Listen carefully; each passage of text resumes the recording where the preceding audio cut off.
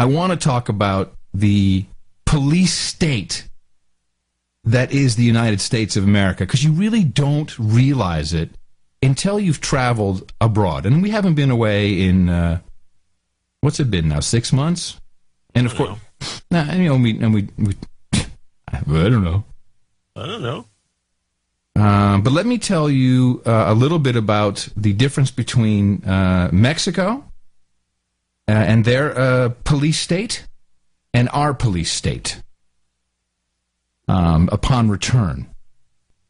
Now, of course, you know that it is extremely likely that terrorists will try to hide bombs in their shoes, in their bags, in their laptops, in their battery packs to blow up aircraft. We flew United, American aircraft over the United States. You know this is fact. Oh, they're falling out of the sky like it's unbelievable. So here is the, I don't know if you've been to Mexico recently. Here is the procedure at Cancun International Airport. No show me your papers, slave. Just, you got a ticket? All right, get in line. There's a sign that literally says, please keep your shoes on. This is very nice. Please do not take your laptop out of your bag. It's on the sign. And there's no slave scanner. It's just you're on TSA? No pre-check. There's no pre-check line. It's one line, and it moves really fast. Okay. And there's no one yelling at you. There's no one barking orders at you. The guy who was operating the bag scanner didn't even have a uniform on. He just had a shirt on, like a Hawaiian shirt. Huh. Yeah, it's just, and so please keep your shoes on. Just walk through the magnetometer. No slave scanner. Keep your laptops in the bag. Everything's great. Now we arrive at Houston International Airport. And I'd already been warned by one of our Austin-based producers who said, oh, man, I just want you to know, last time when he and his wife, I guess they were on their honeymoon, they came back from Cancun through Houston. And he said that the customs guys were shouting at people. They were making college girls cry in line, shouting stuff like, you get in line or I'll make sure you never get into the country. And so, of course, I didn't tell Nikki this because, as you know, she has a flag on her profile. Right. And she's always asked to go sit in the little fish tank. So we walk up to the Customs Border Patrol desk together. After someone has yelled at me, this line! Yeah, I'm American citizen. Yes, but she has a green card. This line! And I'm not kidding. This is how, and it's the Oriental guy. It's woo. Okay. So and I'm already a little tense about this. Yeah. And so the first thing the guy says is, "What are you, friends?" No, we're married. Oh. Well, how come your last name's not Curry? Why? What is this? Your culture? Is this your culture in your country where you don't change your last name? Is that your culture? This is the question she's getting. Now, what kind of is this your culture? Really, why is that? Why didn't you change your name? Now, Mickey has a huge problem with authority. Are you feeling it? So she says, well, it's 2014 and modern women don't necessarily have to change their name. Okay. Yeah, they want to see you in the office. And I said, well, can I go with her? No. No, you can go back there and sit on a chair down by baggage claim and wait for her. So, I know you love this. I do. I think this is great. Well, so Mickey gave me the report, and I need to file an official complaint now. Oh, yeah, absolutely. Now wait for this. So she is escorted by, and she gets so mad that she and we have a connecting flight to Austin, by the way, in like an hour. Oh, you're going to miss this is what they love to do. Well, make you miss your connection. Well, check it out. So she says, she's been through this before, and she's in Atlanta with a connecting flight. And I'm just going to describe the guy, because she said the guy who all of this story is about behind in the little fish tank was a big, fat Hispanic guy. Okay. I'm just describing it so you understand. Yeah. And he hates whites. And so his colleague, because he was the fattest Hispanic guy there, just so his colleagues who will be listening, they'll know that I'm coming for him. So she says, I have a connecting flight. You know what he says? As of right now, you have nothing. Can you believe that this is the police state of America has come to this? And Mickey speaks very good Spanish. And, she does. Oh yeah. She lived in the Canary Islands for a number of years. Oh, that's interesting. Yeah. And so she's sitting there, and of course now they're making her wait extra long. As of right now, you have nothing, lady. Shut down. Sit up. Shut up, slave. And 2 flight attendants walk in, escorting someone else. And then in Spanish, this guy goes to his colleague, "Hey, which one are you gonna fuck?" Oh, really? Oh yeah. In Spanish. Yeah, and Mickey, of course, understood. That, Mickey, of course, being the whitest, blondest woman ever from Holland. Yep.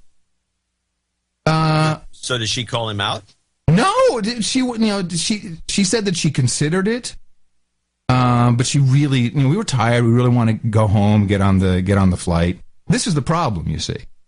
If you're going to make the stand, then you're going to make the choice. And she didn't want to make the choice without me. She could have called him out and called his bluff, and he would have released her. Well, I said, next time, you just do it. I'll miss the flight for that. Screw these guys. So this police state that we are now in, it is despicable. It makes me ashamed to be an American. And of course, this all happened when Customs Border Patrol changed from the State Department to Department of Homeland Security. Right, run by the as we recall, we talked about that on the show, there was a huge amount of sexual harassment going on of the lesbian upper echelon harassing the men. Yep. I mean, at this point, it's just, wow. It would have been easier for us to creep into the wheel well and drop out. And apparently that's possible. But I told Mickey, I said, next time because she walks out, first thing she says to me is, I hate this country. And she doesn't, but she does, and I hate it too. And I'm so sick and tired of what is happening. Okay, it's the edge. No. This is. Do you remember when Mickey got deported due to a clerical error on my part? But she was deported. They walked her all the way to the plane. It was a horrible experience. Yeah. And I called my uncle, who can speed dial 3 presidents. And he said, Adam, get a lawyer. I can't help you. Ever since this became Department of Homeland Security, it's a black box. Their job is to make your life impossible. They sell no for an answer. I'm sorry, I can't help you. And of course, if he can't help me because it would not be worth spending whatever remaining political credits he has for the rest of his life on that. Because of course he could have done something, but no, he made a quick decision. No way. I still want to hang out with some people before I'm dead. I want to hang out and do some cool stuff. So not spending his political capital on that.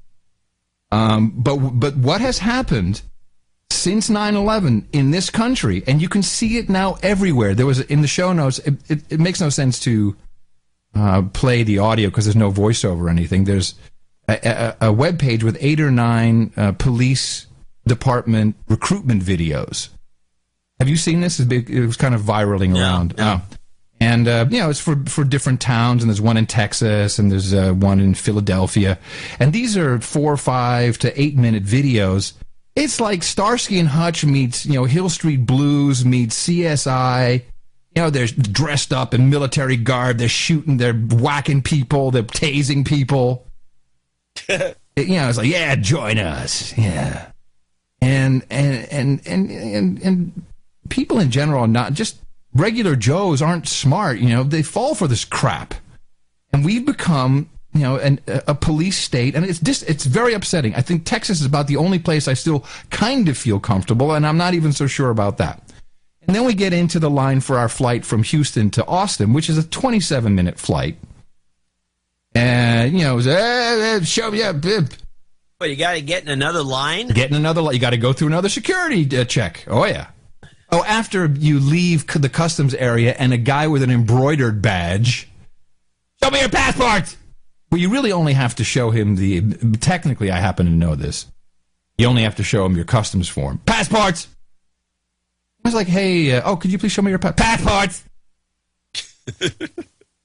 Yeah, okay. And he looks at you, and he looks at the picture, he looks at me, he looks at Mickey, looks at the picture, all right, does that like wave, like, all right, go on.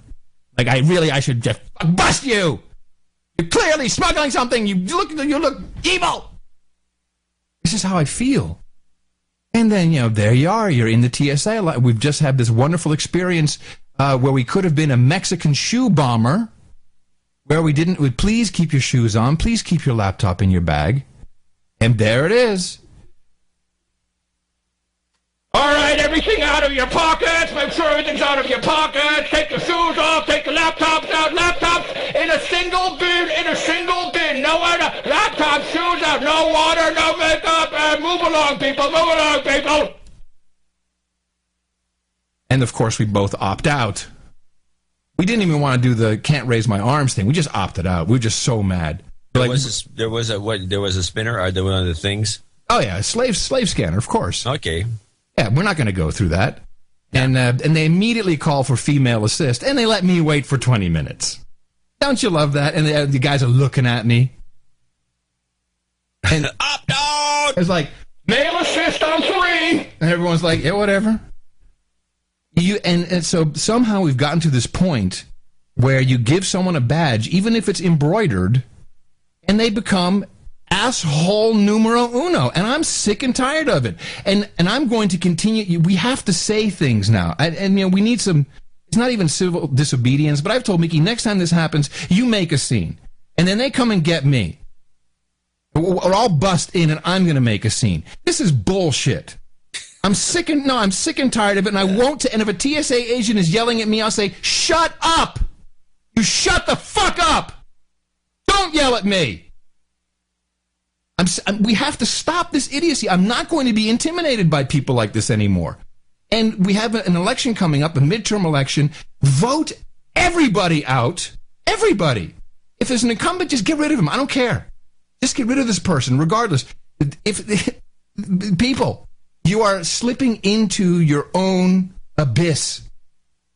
And the whole point of the American project, if you will, the whole idea was that people, if left alone, could kind of take care of themselves and would work stuff out. And if we had a couple of simple rules to abide by, then everything would kind of, it would work. And it worked for a long time, really until 9/11 is really where, in my life, where it really just changed to such an idiotic degree. And we became this mean, authoritarian police state run by lawyers and bankers. And I'm sick and tired of it. This really made me mad.